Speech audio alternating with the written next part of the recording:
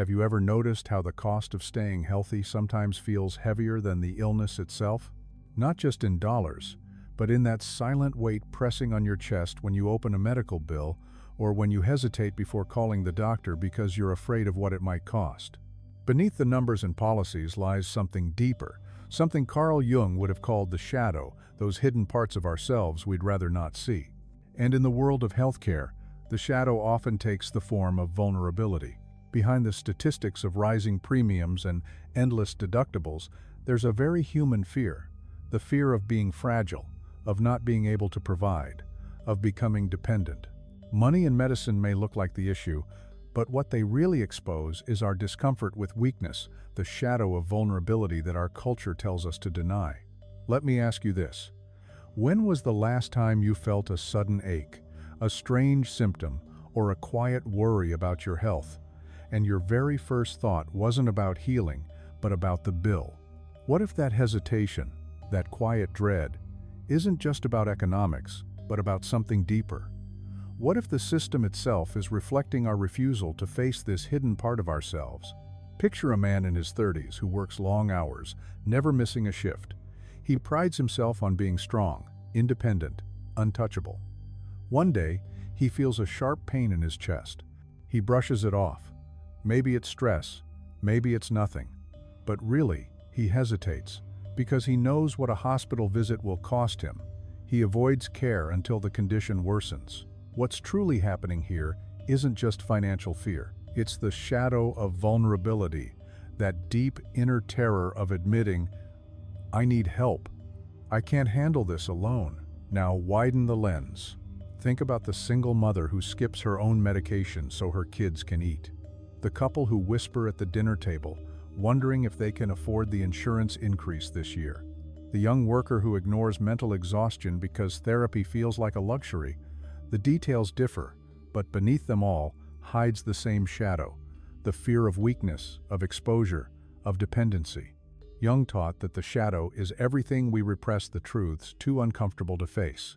In healthcare, money is often the surface problem, but underneath lies something deeper, a cultural denial of vulnerability. We worship strength, productivity, and independence.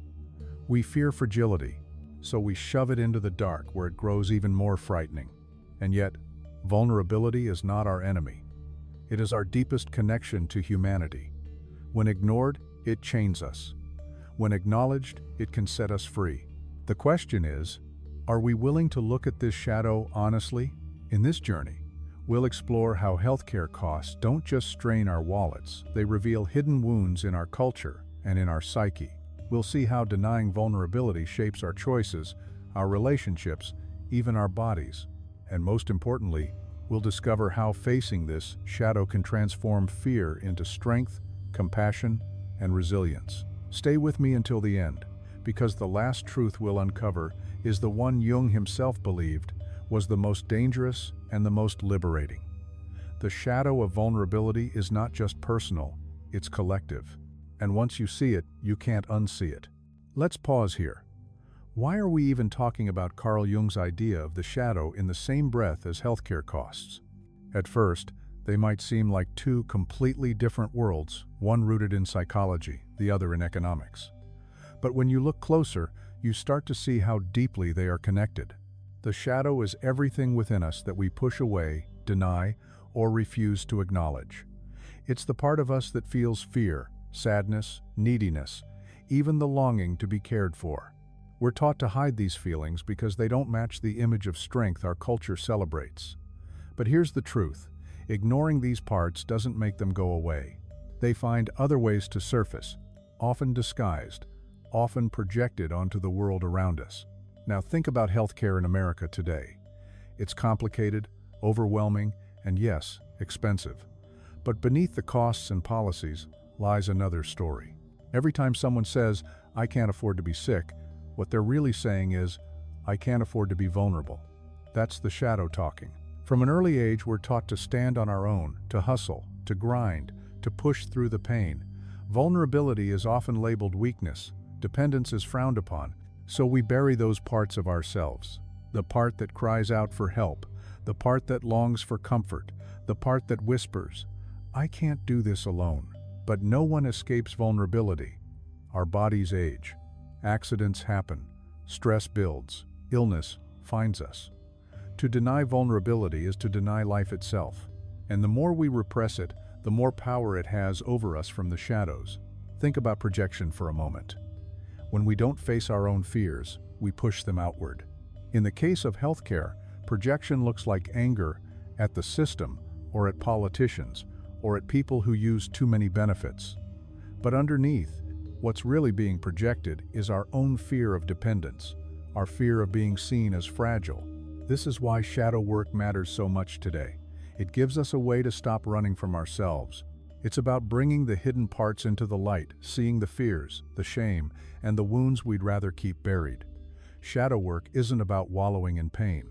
It's about reclaiming the power we lose when we push parts of ourselves into the dark. And it doesn't always look dramatic. Sometimes it's as simple as a man admitting, "I'm scared of losing my job if I get sick," instead of pretending he's invincible.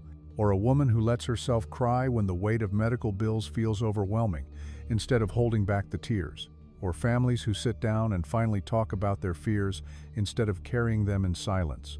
When we practice shadow work, we start to see the deeper patterns behind our struggles. Healthcare costs stop being just numbers on a page. They become mirrors, reflecting how uncomfortable we are with our own humanity. By facing the shadow of vulnerability, we not only change our relationship with money and medicine, we also change the relationship we have with ourselves. And this isn't only about individuals. Jung believed shadows can exist collectively too. Whole cultures can repress truths. And in America, we've pushed away vulnerability as if it were shameful, while worshiping independence at all costs. But the price of that denial shows up everywhere. In our health, in our families, and in the heavy silence that hovers when someone decides whether or not to see a doctor. That's why shadow work isn't just a private practice, it's a cultural one. It reminds us that being human means being vulnerable. It gives us permission to embrace the reality that we need each other. And in a system that often feels cold and transactional, this inner work may be one of the most radical steps we can take.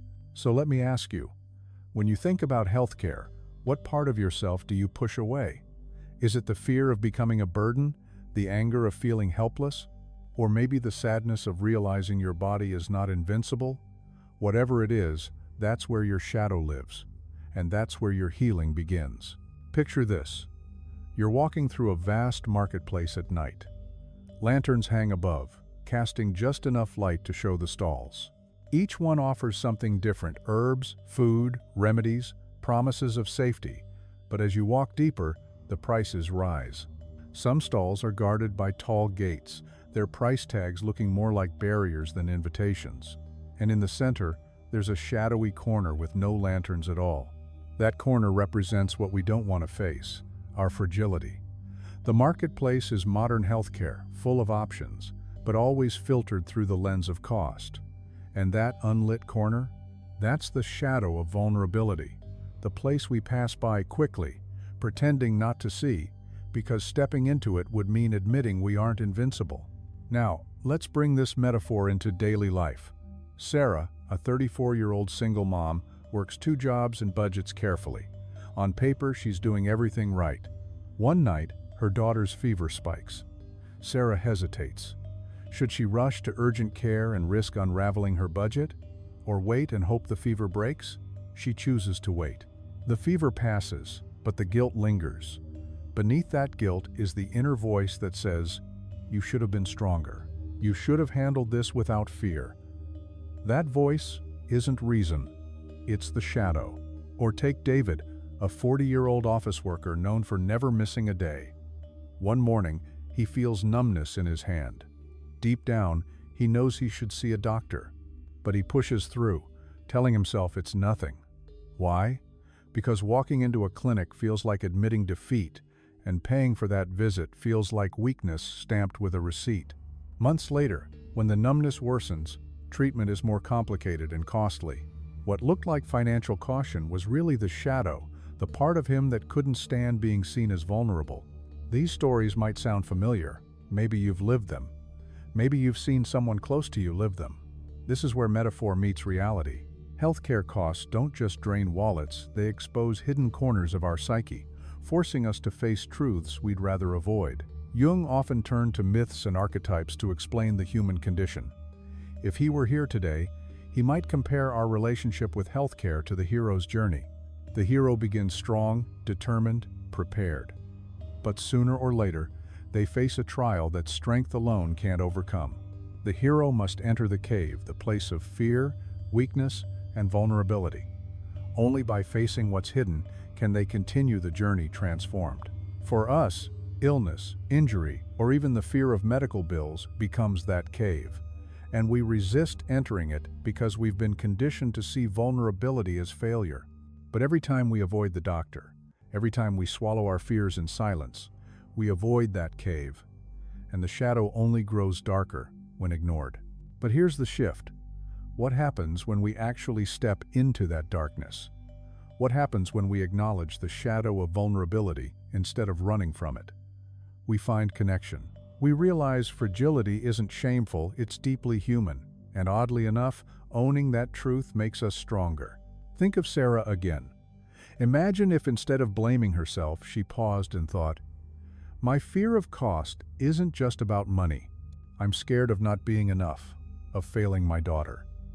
By naming that fear, she begins the work of integration.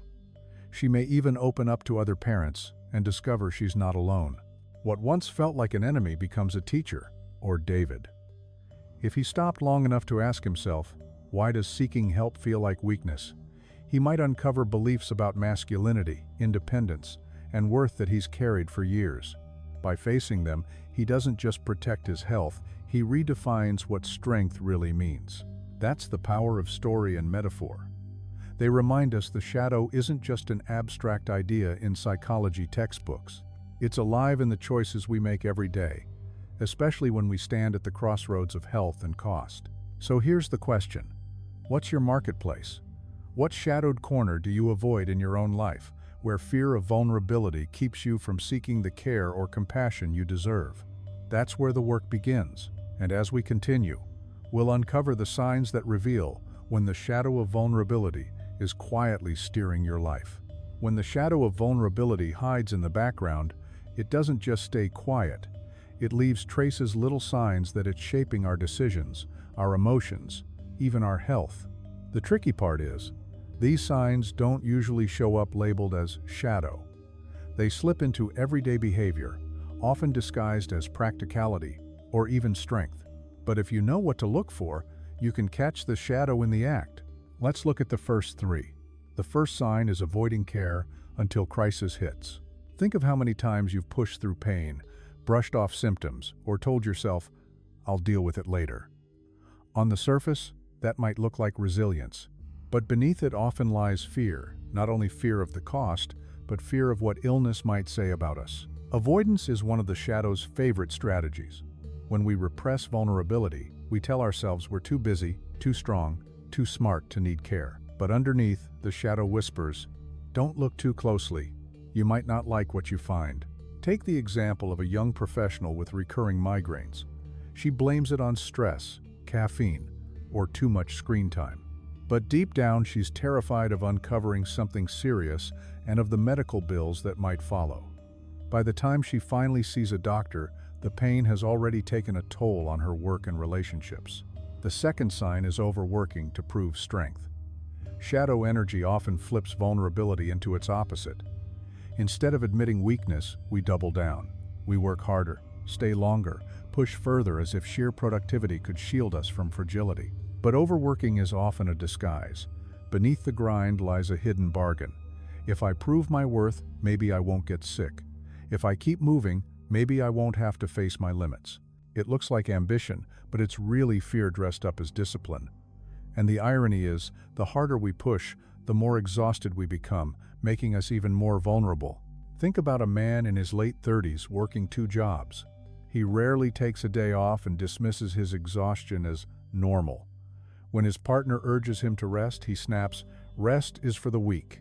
Months later, his body gives out. What he resisted, his vulnerability, found him anyway. The third sign is silent shame around money and health. This one hides in quiet corners. It's the shame that creeps in when we can't cover a medical bill, when we turn down therapy because it feels like a luxury, or when we secretly envy those with better insurance. Shame convinces us we're alone, that something is wrong with us, so we keep it quiet. We don't talk about the stress of healthcare costs with friends or family. We carry the burden privately, as if struggling is a personal flaw rather than a collective reality. Take the example of a mother who skips her own prescriptions so she can buy school supplies for her kids. Outwardly, she looks selfless. Inwardly, she carries shame, the belief that she should manage better or earn more. The silence deepens her isolation, and the shadow grows stronger. These three signs, avoidance, overwork, and shame, show how the shadow of vulnerability hides in plain sight. They appear as normal behaviors, even admirable ones, but beneath them is the fear of facing weakness. Jung reminded us that the shadow doesn't disappear when ignored, it grows. And in the world of health and costs, that growth shows up as delayed care, worsening conditions, and deeper emotional scars. But here's the hope. Once you recognize these patterns, you can begin to meet the shadow with honesty instead of denial. The first step is noticing. And it's not just about you. These aren't only individual struggles, they reflect a culture that teaches us strength means never needing help, that worth is measured by productivity, that health is a privilege instead of a right. By naming the shadow, we begin to question that story. And questioning is where change begins. So far, we've seen the first three signs. But the shadow doesn't stop there. It has subtler patterns too, ones that shape how we see others, how we define ourselves, and how we react to the world. And those are the ones we'll explore next. The shadow rarely shows up in obvious ways. It doesn't announce itself. Instead, it slips into daily habits, subtle emotions, and the stories we tell ourselves. After the first three signs, let's look at three more ways the shadow of vulnerability quietly shapes how we deal with health, money, and well-being. The fourth sign is resentment toward others who seek help. Have you ever felt irritated when you see someone take medical leave, ask for support, or use benefits? That irritation might not actually be about them. It may be your own shadow speaking. Jung explained this through projection. The parts of ourselves we can't accept, we push onto others. So when someone else admits their vulnerability, it stirs up the part of us that's been denying our own. Think of a coworker who takes leave for burnout. Another mutters, "Must be nice to take time off. I don't have that luxury." On the surface, it looks like frustration about fairness, but underneath, it's envy, the hidden longing to also rest, to also admit exhaustion. The resentment is a mirror, showing what we haven't faced in ourselves. The fifth sign is over-identifying with insurance or benefits. Of course, these resources are vital, but when they become tied to our identity, we're at risk. The shadow loves this disguise because it looks like responsibility, when in reality, it's fear of being unprotected. Picture a father who prides himself on providing good employer insurance. He often reminds his family, "We're secure because of me." But when he loses his job, he spirals into panic and shame. His sense of worth was tied to benefits outside his control. The shadow wasn't in the insurance itself, it was in the fear of fragility that drove him to over-identify with it. The sixth sign is emotional numbness toward health struggles. Sometimes the shadow doesn't show up as overreaction, but as underreaction. We scroll past stories of families crushed by medical debt, or we hear about someone's illness and we shrug, "That's life, everyone's got problems." This numbness isn't true neutrality. It's a defense. By disconnecting, we avoid touching our own buried fears. The shadow whispers, "Don't get too close. If you feel too much, you'll have to face your own fragility." Imagine a man scrolling through headlines about healthcare costs. He shrugs them off, saying, "Not my problem." But later, when he feels chest tightness, panic floods in. The numbness wasn't detachment, it was suppression.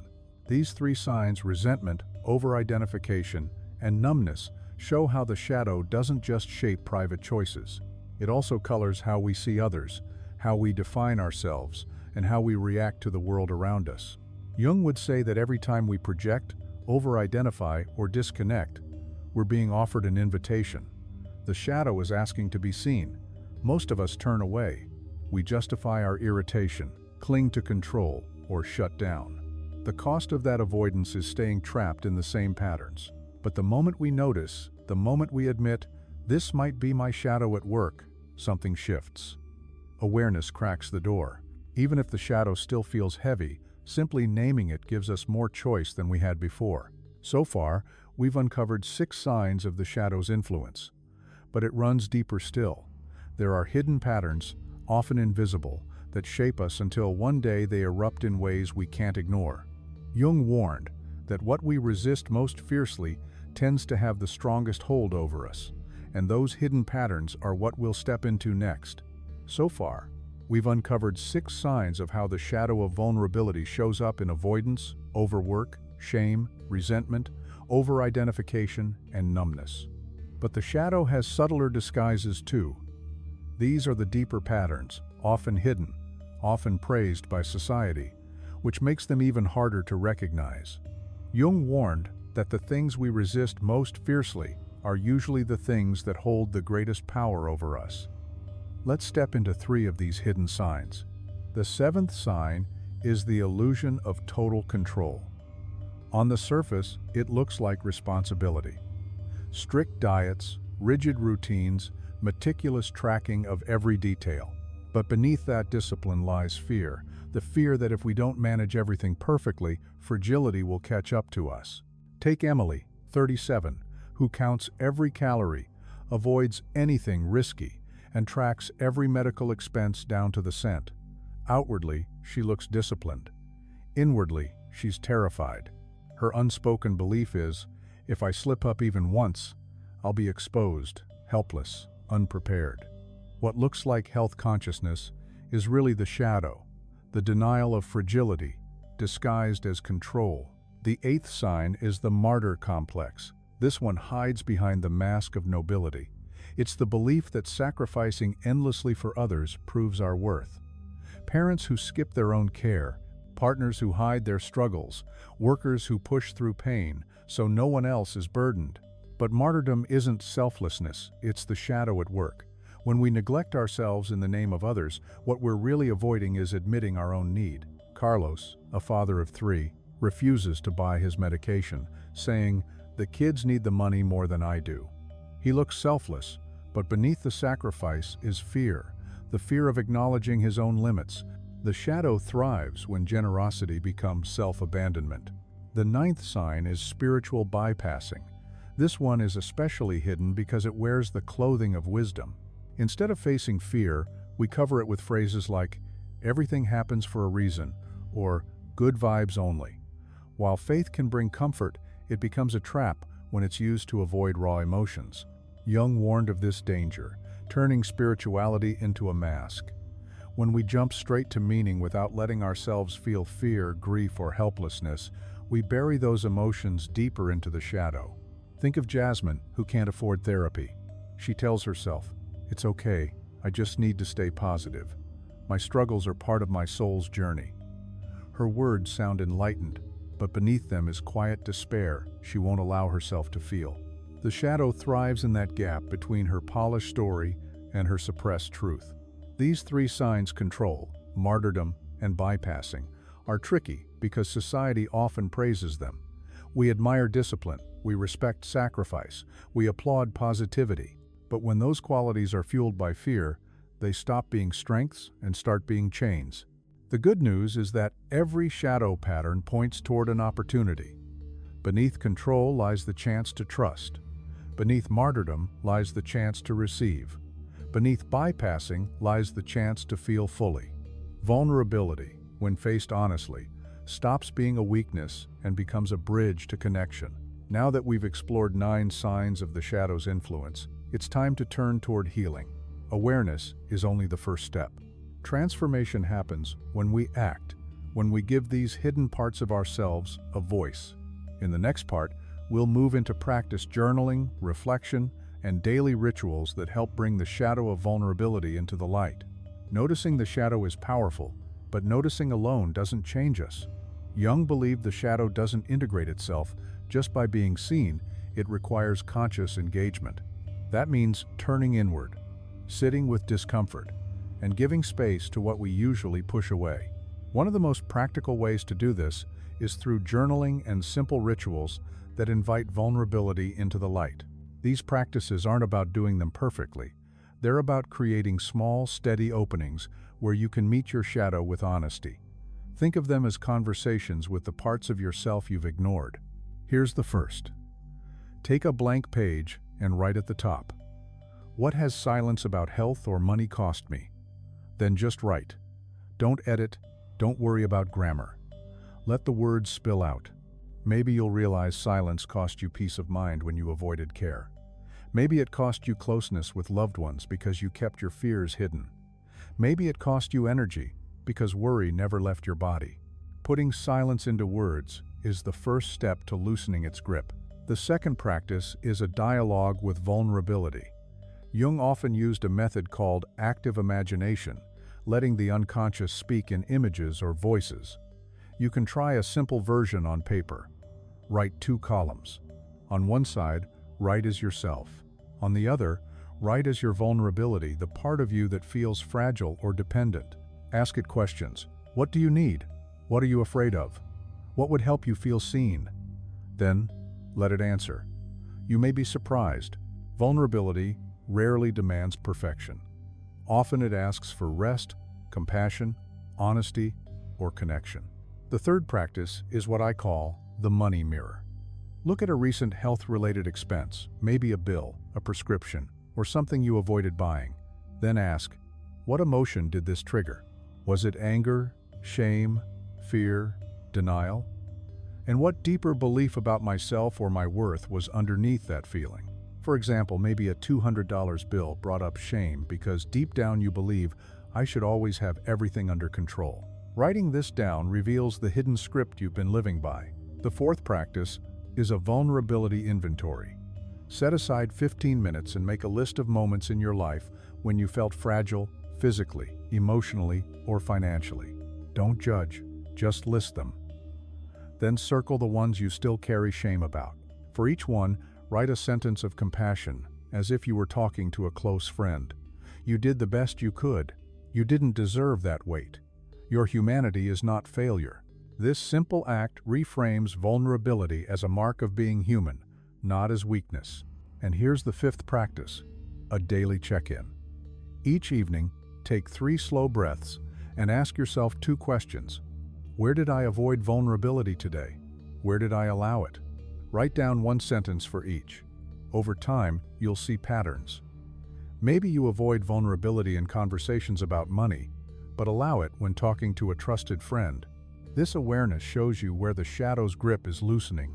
Why do these small practices matter so much? Because shadow work isn't just about thinking, it's about giving the unconscious a voice. These rituals don't erase fear, but they make it less overwhelming. Think about it. When we avoid the doctor, the fear grows. When we name the fear in our journal, it shrinks into something we can face. When we hide exhaustion, the silence becomes heavy. When we let our vulnerable side speak, we realize it doesn't want to destroy us, it just wants to be acknowledged. Over time, these practices create a subtle shift. You start noticing the shadow sooner. Instead of reacting automatically, avoiding, overworking, resenting, you pause. You breathe. You ask yourself, what's really happening here? That pause is the beginning of freedom. Shadow work isn't about digging endlessly into wounds. It's about building a relationship with what's hidden. Sometimes you'll uncover fear, sometimes shame, sometimes grief. But these emotions aren't enemies. They're signals pointing you back to wholeness. And here's the paradox. The more you face vulnerability, the less powerless you feel. The very thing you were running from becomes the doorway to strength.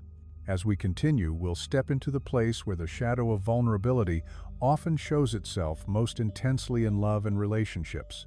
Because if there's anywhere we try hardest to hide our fragility, it's in the eyes of the people closest to us. If there's one place where the shadow of vulnerability reveals itself most powerfully, it's in love. Relationships are mirrors. They reflect our joy, our tenderness, our hopes, but also our fears, insecurities, and hidden wounds. Jung reminded us that the shadow isn't just personal, It comes alive in the people closest to us. And nowhere does it cut deeper than in intimacy. Think about the fear of being a burden. Many people hesitate to share struggles with their partner, hiding pain, downplaying symptoms, keeping medical bills a secret. On the surface, it looks like protection. I don't want to worry them. But beneath it is the shadow whispering, if they see my weakness, they'll leave me. Mark, for example, lives with chronic illness. He never tells his girlfriend how bad the fatigue really gets. He insists he's fine, but his silence builds distance. She senses something's wrong but never hears the truth. The very act meant to protect the relationship slowly erodes it. Another shadow pattern in love is projection. We unconsciously place our own fear of vulnerability onto our partner. If we secretly feel ashamed about needing help, we may accuse them of being too dependent. If we fear fragility, we may grow impatient when they show theirs. Imagine a woman snapping at her husband for spending money on therapy. "It's a waste," she says. But underneath her anger is envy, her own longing for support that she doesn't allow herself to seek. Her criticism is her shadow speaking. And then there's the myth of the strong partner. Many relationships fall into rigid roles. One person is the rock, the provider, the problem solver. The other becomes the cared for. On the surface, it looks stable, but over time it creates imbalance. The strong one hides their needs, carrying silent burdens. The cared for may feel guilty or trapped in dependence. A wife caring for her sick husband convinces herself she has to be unbreakable. She hides her exhaustion, never admitting how much she struggles. But resentment grows. When she finally breaks down, she realizes her husband never asked her to be the rock. The myth of strength was her shadow story, not his. Here's the paradox. The very thing we fear exposing our fragility is often the bridge to deeper connection. Pretending to be strong builds walls. Admitting vulnerability builds trust. Jung believed that once the shadow is integrated, it becomes a source of energy and wholeness. In relationships, this means that owning our vulnerability doesn't weaken love, it strengthens it. Because love isn't built on the illusion of perfection. It's built on two imperfect people willing to face life together. There's a simple way to practice this. Once a week, sit with your partner and ask each other two questions. What's one fear I've been hiding this week? And what's one way I need support right now? Keep the answers short and honest. No judgment, no fixing, just listening. You'll be amazed at how quickly this simple ritual brings the shadow into the light and deepens trust. Love is fertile ground for shadow work because it constantly asks us to reveal ourselves. And when we do, the reward is intimacy rooted in truth, not illusion. The shadow of vulnerability, when hidden, breeds distance. When embraced, it becomes the very force that binds us closer. From here, we'll shift from the private sphere of intimacy to the public sphere of work and social life. Because vulnerability doesn't just shape how we love. It also shapes how we show up in the world, how we perform, how we connect, and how we hide. Workplaces and social circles are often the last places we want to reveal vulnerability. These spaces reward strength, performance, and consistency. They value the image of being on top of things. But beneath the polished resumes, the endless emails, and the smiles at social gatherings, the shadow of vulnerability is still there. It shapes how we act, what we hide, and the masks we wear just to belong. Think first about the culture of overperformance. In many workplaces, busyness is worn like a badge of honor. People push through illness, skip breaks, say yes to every demand. It looks like dedication, but often it's fear dressed as ambition. The shadow whispers, if you slow down, they'll see you're replaceable. If you admit you're struggling, they'll think you're weak. Take Daniel, a 29-year-old in tech. Even when migraines hit, he stares at screens for hours, afraid to ask for sick leave. His boss praises his work ethic, but his health keeps declining. What looks like strength is actually the shadow, the refusal to admit fragility. Then there's the mask of social perfection. In our social lives, we curate our image. We post smiling photos online, talk about promotions, vacations, and successes. Rarely do we admit, "I'm exhausted, I'm scared, I feel behind." The shadow feeds on this silence. It convinces us that if we show our fragility, we'll be rejected. So we polish our image, hoping to earn belonging. But real belonging never comes from masks. It only comes from honesty. Think of the woman who posts about her dream life while privately drowning in medical debt. Her friends praise her for having it all together, but the gap between her public face and private reality widens. That gap is where the shadow grows. And then there's the silent competition of pain. In workplaces and friend groups, people often minimize their struggles by comparing them to others. "At least I don't have it as bad as them." On the surface, that looks like perspective, but underneath it's fear, the fear of admitting our own pain fully. A man with chronic back pain tells himself he shouldn't complain because a colleague has cancer. Outwardly, he seems stoic. Inwardly, he suffers in silence, convinced his pain doesn't deserve care. But pain doesn't disappear because we minimize it.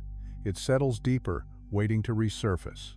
The truth is, workplaces and social circles mirror cultural values, productivity, independence, control. They reward people who hide fragility and punish those who show it. And in that environment, the shadow of vulnerability doesn't just survive, it thrives. But repression always leaks out. In workplaces, it leaks out as burnout, passive aggression, or sudden collapse of performance. In social life, it leaks out as envy, gossip, or the quiet ache of loneliness, even in a crowd. So, how do we reclaim wholeness in these spaces? It doesn't mean oversharing or dropping every mask at once. It means small, honest acts of humanity. Taking a sick day when you need it, even if you fear judgment. Telling a colleague or friend, "I'm struggling right now." Choosing not to curate every detail of your life, but sharing something real instead. These small acts ripple outward. Vulnerability, when expressed with intention, invites others to do the same. It shifts culture slowly, reminding people that humanity matters more than image. And here's the bigger picture. The shadow of vulnerability in work and society isn't just a personal issue, it's a cultural one. Unless we face it, the costs will keep rising, not just financial costs, but the cost of authenticity, health, and connection. Next, we'll step into one of the trickiest places the shadow hides in spirituality. Because even in the search for meaning and transcendence, the fear of vulnerability can disguise itself as enlightenment. And when that happens, the shadow doesn't just hide, it thrives. When life feels overwhelming, many of us turn to spirituality for comfort. We look for meaning, for guidance, for hope. There's nothing wrong with that. In fact, the search for meaning is one of the most beautiful parts of being human. But here's where the shadow sneaks in when spirituality becomes a way to avoid vulnerability instead of facing it. Jung warned about this danger, and today we call it spiritual bypassing. Spiritual bypassing happens when we use uplifting phrases or practices to sidestep uncomfortable emotions. Instead of admitting fear, grief, or helplessness, we cover them with slogans like, "Everything happens for a reason," "Good vibes only," "If I stay positive, I'll be fine." On the surface, these words sound hopeful. But underneath, they're shields. They silence the part of us crying for help. It's like someone drowning, and instead of reaching out a hand, we toss them a poster that says, "Just breathe, it's all in your mind." That's what bypassing does to our psyche. It delays the work, and the longer we delay, the heavier the shadow becomes. Think about Alex, who lost his job and his insurance at the same time. Instead of admitting his fear, he told friends, "The universe must have a bigger plan." While that might be true in the long run, his refusal to face panic left him frozen, unable to take real steps. His shadow grew louder with every unspoken worry. In the world of health and money, bypassing often shows up like this: ignoring symptoms because mind over matter should be enough, refusing help because the universe will provide, or dismissing financial stress with abundance is just a mindset. These beliefs can sound empowering, but they become prisons when they stop us from facing reality. Vulnerability doesn't vanish just because we paint over it with spiritual wallpaper. Why does the shadow love bypassing so much? Because it thrives when we confuse denial with transcendence. Jung put it simply, one does not become enlightened by imagining figures of light, but by making the darkness conscious. True growth doesn't come from pretending fear doesn't exist. It comes from feeling it fully, then moving through it. Spirituality itself isn't the problem. The problem is when it becomes a shortcut around pain instead of a companion through it. The key is integration, letting spiritual practices hold space for vulnerability, not erase it. Think of prayer or meditation that includes honesty. I am scared. I feel small. Help me hold this. Or gratitude practice that doesn't deny struggle but names both. I'm grateful for this breath, and I'm worried about tomorrow's bills. Or faith that says, I believe there's purpose, and I also allow myself to grieve. When spirituality and vulnerability walk together, the shadow loses its grip. You can try this simple exercise. Take a piece of paper, draw 2 columns. On the left, write the spiritual phrases you often use when you're struggling, things like, everything will be fine. On the right, write the raw emotion those phrases might be covering, fear, sadness, exhaustion. Then look at the right-hand column. That's where the shadow has been waiting. Naming those feelings brings honesty back into your practice. It's tempting in modern life to reach for quick fixes and easy affirmations. But Jung reminded us that wholeness requires courage. Facing the shadow means sitting with discomfort, not skipping over it. The paradox is that when we let vulnerability into our spiritual life, our faith deepens. Instead of brittle positivity, we grow resilient hope. Instead of denying fragility, we honor it as part of the sacred human journey. Up to this point, we've seen how the shadow of vulnerability hides in personal choices, in love, in work, and in spirituality. But Jung's vision stretched even further. He believed shadows don't just belong to individuals, they belong to entire cultures. And the fears we bury together don't just shape our personal lives, they shape history. Next, we'll explore Jung's deeper philosophy and the idea of the collective shadow. Because the shadow of vulnerability isn't just your story or mine, it's ours. Carl Jung often reminded us that the unconscious isn't just personal. Each of us carries hidden fears, forgotten experiences, and repressed emotions. But beyond that, there's something bigger, the collective unconscious. It's the shared pool of archetypes, myths, and shadows that belong not only to individuals, but to humanity as a whole. And when we talk about healthcare costs and the shadow of vulnerability, we can't ignore this collective dimension. In American culture, strength is idolized.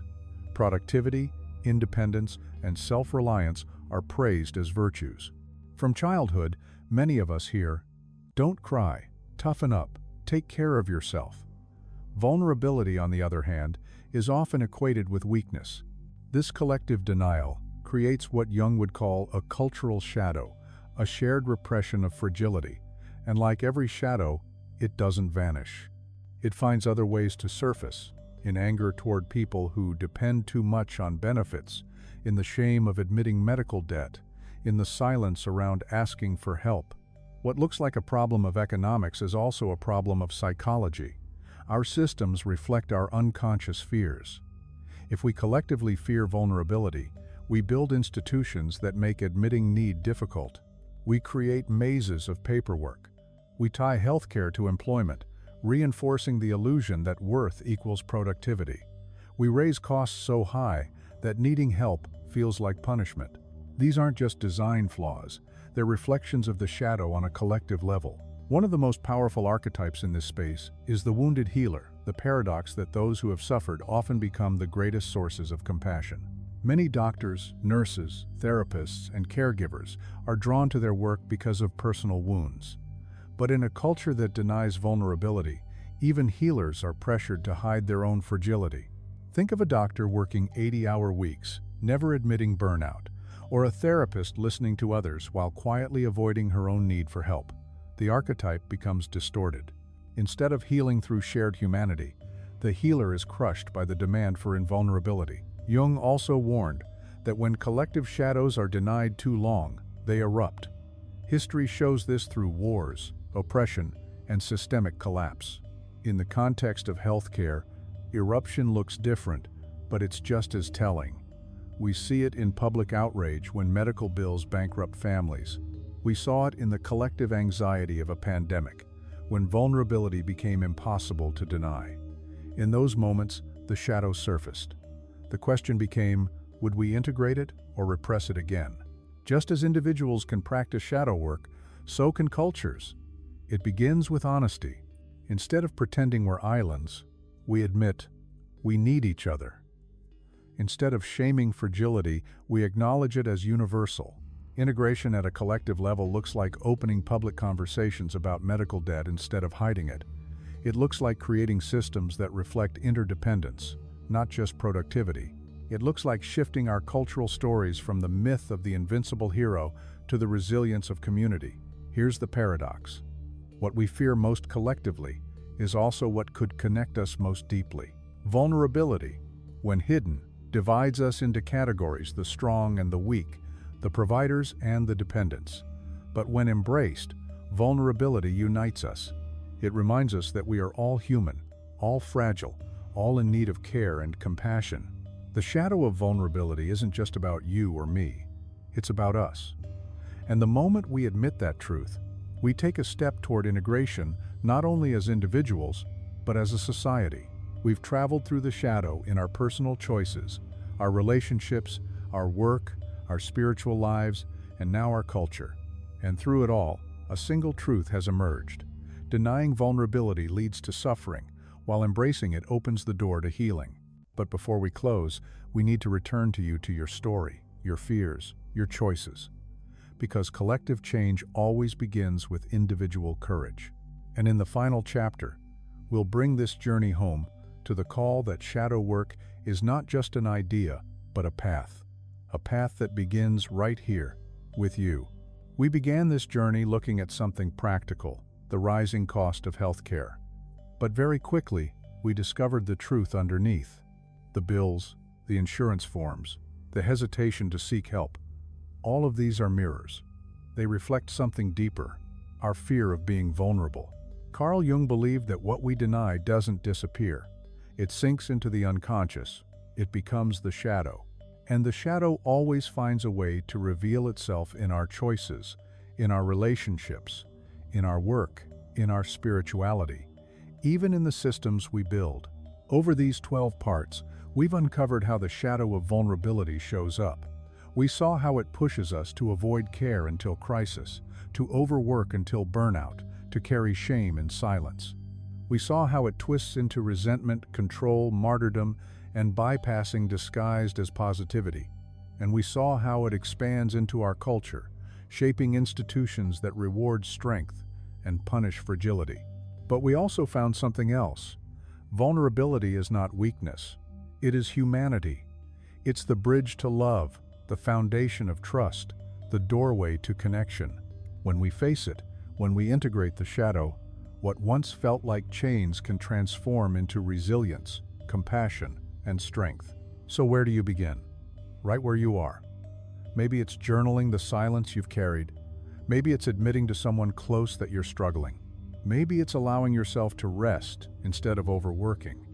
Maybe it's catching the moment when resentment rises and asking, what part of me is longing for the same freedom? Every one of these small acts is shadow work. Every act of honesty brings light into the places you once kept hidden. And here's the bigger truth. When you do this for yourself, you're also helping the collective. Every time one person embraces vulnerability instead of hiding it, the culture shifts a little. Every act of courage chips away at the myth that strength means never needing help. Change begins with stories, and your story matters. So, let me leave you with this. What is the cost of hiding your vulnerability, and what might you gain if you let it be seen? Close your eyes for a moment. Imagine the weight you've been carrying, the silence, the fear, the constant effort to appear strong. Now imagine setting it down, even for a moment. What opens up? Relief? Connection? A breath you didn't know you were holding? That is the gift of shadow work. Not the removal of struggle, but the release of hiding. This is where our time together pauses, but your journey continues. The shadow is not something you conquer once. It's a lifelong companion. Some days it whispers, some days it roars. But every day, you have the choice to turn toward it instead of away. So stay with this work. Reflect, write, share your insights. Allow vulnerability to become not a secret, but a strength. Because the more of us who do this, the more we create a culture where fragility isn't shamed, but honored as part of being human. If this journey has spoken to you, don't let it end here. Keep walking with it. Let each step be another lantern in the dark, another reminder that the very thing you feared, your vulnerability, may be the key to your deepest freedom.